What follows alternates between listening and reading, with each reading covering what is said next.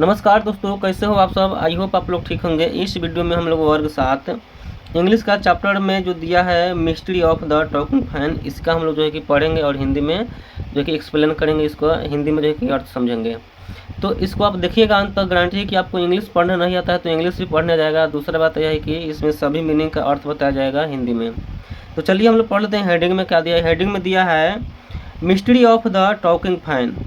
यहाँ पे मिस्ट्री का मतलब होता है रहस्यमयी या रहस्य बोल सकते हैं। टॉकिंग का मतलब होता है बात करने वाला। फैन मीन्स पंखा। इसका मीनिंग निकल जाएगा बात करने वाला रहस्यमयी पंखा। ठीक है, तो इसको चलिए हम लोग पढ़ते हैं और समझते हैं। यहाँ पे दिया है is there a ceiling fan in the room where you are sitting now.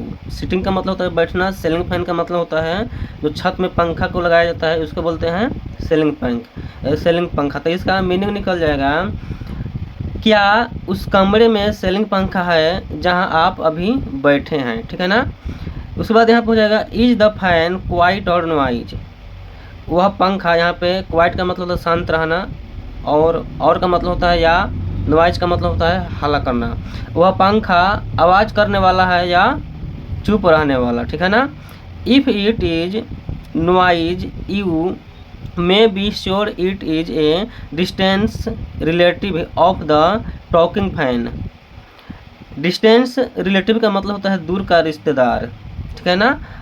Talking fan का मतलब होता है बात करने वाला, यानी इसका जो है कि मीनिंग निकल जाएगा टॉकिंग फैन यानी बात करने वाले पंखे के दूर के रिश्तेदार होंगे। जो पंखा आपके घर में है आवाज़ कर रहा है, यदि आवाज़ कर रहा है तो पंखा है ना जो है कि बात करने वाले पंखे के दूर का क्या है, रिश्तेदार है।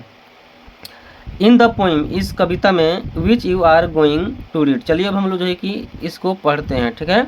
अब यहाँ पे दिया है once there was a talking fan.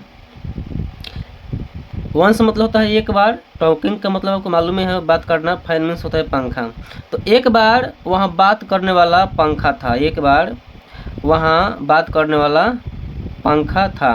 Electrical his better chatter. ठीक है। चैटर का मतलब होता है बकबक करना। ठीक है। और वो पंखा जो है ना बकबक करने वाला इलेक्ट्रिकल था। I couldn't quiet and I hope it doesn't matter. मुझे विश्वास था कि उसकी बात का कोई भी महत्व नहीं है। Because one day somebody wild his little wiring motor.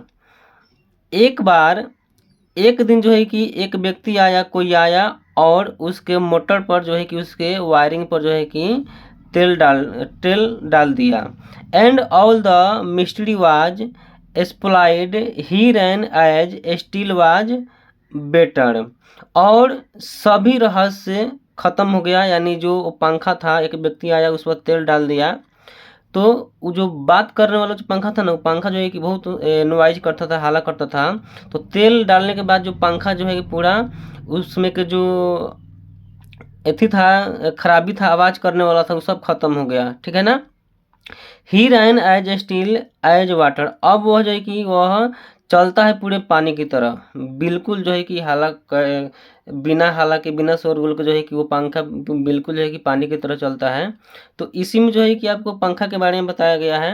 I hope आपको समझ में आया होगा। तो इस चैनल को सब्सक्राइब कर लीजिएगा और दोस्तों के साथ शेयर कर लीजिएगा और कमेंट में भी बताइएगा कि आपको समझ में आया है कि नहीं आया है।